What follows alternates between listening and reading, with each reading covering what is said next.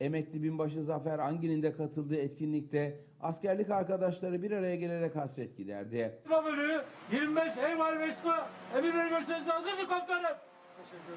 Merhaba arkadaşlar. Sağ ol. Nasılsınız? Sağ ol. Aran Şelalesi'nde toplanan arkadaşlar burada Karadeniz'e özgü yemekler yiyerek askerlik anılarını yad edip zaman geçirdi. Arkadaşlarımızla beraber 30 senenin üzerine tekrar buluştuk. Bunu geleneksel hale getirip daha uzun yıllar buluşmayı düşünüyoruz. Çok mutluyuz, çok da güzel oluyor. Ben Bayram Köseoğlu, 69 Avuç Tertip. Balıkesir'de yaptım askerliğimi. Bölük komutanım, arkadaşlarım bunlar hepsi. Bu sene, geçen sene birincisi olan Balıkesir'de yapılan toplantımızın ikincisini bu sene Rize'nin Çayeli ilçesinde düzenledik. Arkadaşlarımız sağ olsun, gelenden de gelmeyenden de Allah razı olsun.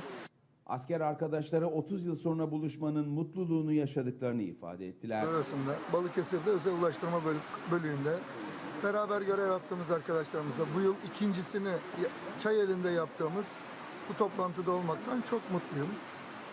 Bundan 3 yıl önce ilk defa Çayeli'ne gelmiştim. Burası çok hoşuma gitmişti. Askerlerimle de burada olmaktan ayrı bir mutluluk duyacağımı düşünüyorum. İnşallah başka yerlerde 3, 4, 5 devam eden bir şekilde bu geleneksel buluşmayı devam ettireceğiz.